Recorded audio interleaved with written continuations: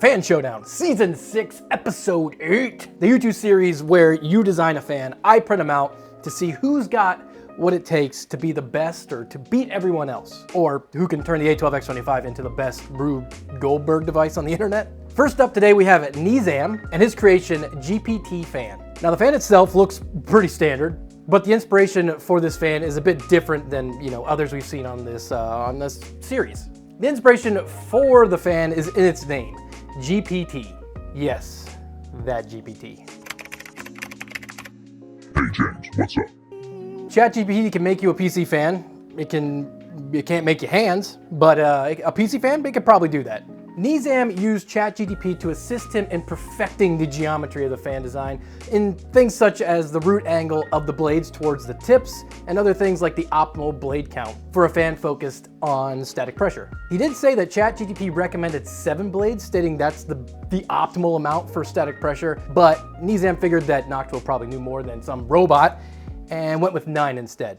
All in all, the fan looks pretty good. The only gripe that I have with it personally is that it was kind of annoying to print. The bottom or the trailing edge of each fan blades is slightly higher than the hub, meaning that I had to invert it to print it with supports. I guess I could have printed it like this with supports, but given how thin the trailing edge is and that there's some geometry on it, it was just easier to invert it. Today's video is brought to you by Factor. Life gets hectic, but Factor makes it easy to stay on track with your nutrition goals. They deliver fresh, never frozen, dietitian-approved meals right to your doorstep. No grocery store trips, no prep work, no stress, just delicious meals ready in minutes. Every meal is chef-crafted and restaurant quality, so you can just skip the whole overpriced takeout trap and enjoy something even better. And the options are amazing, with over 35 meals to choose from each week, like keto, calorie smart, vegan, veggie, protein plus. There's something for everybody. Feeling fancy? Factor's Gourmet Plus meals include premium ingredients like filet mignon. Factor is also super flexible. You can change your plan, skip a week, add extras like smoothies, snacks, juices. So if you're ready to check it out, head over to factor75.com or click the link in the description below. Make sure to use my code 50hardware to get 50% off plus free shipping on your first Factor box. That's code 50hardware at factor75.com. Next up, we have Archer in his second appearance on Season 6 of the Fan Showdown with his fan 2-in-1. The 2-in-1 is another attempt to take an axial fan and a blower fan and smoosh them together. And out of all the 2-in-1 fan design types that I've seen, this one's pretty solid, at least in the looks department. Around the outside, you have 7 blades. ChatGPT would be very, very proud of you. However, the hub where they attach kind of looks like a radish. At least I thought so. Narrow at the top and then flaring out towards the bottom. This is because within this forbidden radish hides the blower fan of the 2-in-1. The air is brought into the hub and then accelerated through the radish cavity and expelled out the back. Now I don't want to sound biased here, because that's not what I like to do, but I do like how this thing looks, and I hope it does pretty good.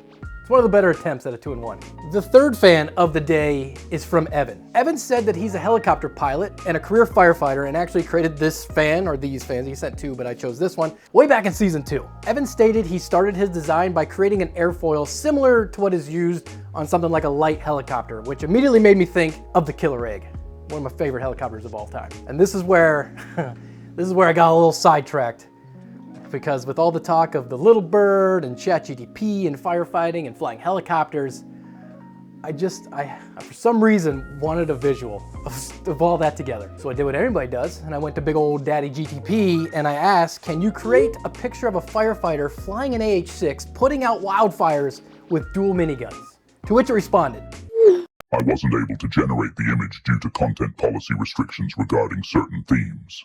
If you'd like, I can help create a different type of image or modify the scene to adhere to the guidelines. Feel free to suggest another idea or adjust the concept, and I can help bring it to life. Yeah, sure you can. I gave you an idea, you didn't bring it to life. Lame. I guess we're just all not adult enough to see what it looks like for an AH-6 to put out a wildfire with M134 machine guns, or miniguns, I guess. Just kind of, I got real annoyed by that. So I told it to change the miniguns to water cannons, and then it shat out this piece of trash. This abomination is closer to like a twin Huey, I would say, than a little bird. But Huey's never had wheels that I know of, so that's a miss. And what the hell is this dude doing out on the stub wings? I literally can't think of a worse place to be fighting a wildfire from a helicopter. What are you doing over there? I then asked ChatGPT to make a better one using the proper helicopter, and this is what I got after that. An attempt at an Alouette, an Alouette 2, maybe? I don't know. It's still garbage. But at this point, I was obviously in too deep. I wasn't gonna just stop asking it to do this. I wanted a picture. The third thing I got was maybe a Kiowa type helicopter, or inspired by a Kiowa. It definitely wasn't an AH-6, I can tell you that. I just couldn't figure it out. So at that point, I uploaded, I went to Google myself. I found an AH-6, I copied the picture to ChatGPT. I said, here's an AH-6, figure it out. And then it told me that I was out of pictures for the day because I don't pay for premium, because obviously, why would you? It sucks. But I didn't give up. Of course I did not. I tried Gronk, and that was much worse. I got 8 images, and out of all 8 of those images, I probably got half a helicopter, maybe a fourth of a helicopter. And what the fuck is this? Is this a screenshot from Microsoft Flight Simulator 2024? I don't understand. I don't understand why it's this bad. All I wanted was a funny picture to show on the screen for like 2 seconds. And instead, I wasted like 30 minutes talking to robots and not getting anything good. So, yeah, where was I? Evan, yes. He's a helicopter pilot and wanted to make a helicopter-inspired fan. Evan's blades are quite thick and use a rather shallow angle of attack of about 15 degrees. And given this fan was created way back in Season 2, it'll be interesting to see how it does in Season 6 when static pressure is the focus. Now last up, we have another returning designer. Now I've said in the past, I don't like to show the same designer within the same season, but let's be honest, not as many people are submitting fans to the Fan Showdown, so I kind of have to take what I can get. Plus when I saw this one, given the previous fan, I knew I had to try it. I knew you guys would want to see it. Also, if you want to create a fan, now's your best time. You have the best chance of getting on the show. This is Hold My Beer, and it was created by Stefan. Yes, that Stefan. The Stefan that created the Wonder from Down Under, which was the first fan design in Season 6 to put up some pretty big numbers. After the Wonder from Down Under was overtaken, Stefan decided it was time to scale things up a bit and try to take back that #1 spot. Hold My Beer is basically a larger version of the Wonder from Down Under, with the rotor now measuring a nice big old 200 millimeters. Now, if you didn't see the last video of the Wonder from Down Under, the original inspiration for this fan is a water pump. And as soon as I saw the larger version of this come through, I knew I had to try it out. I want to know if the larger size means higher static pressure.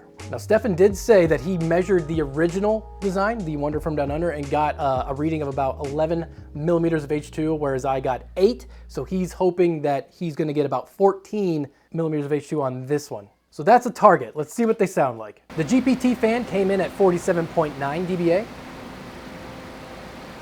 The 2-in-1 came in around 52.8. The offset rotor came in at 57.2. And Hold My Beer came in at 60.1. Now, one thing to note, although the offset rotor did come in pretty high in the sound testing, it was a very low frequency, and it was kind of pleasing to listen to. Up close, you did notice that it's very, very loud, but the further you got away from it, obviously the sound dropped off. But for this specific fan, with how low the frequency was, like 5 foot away, it was almost silent.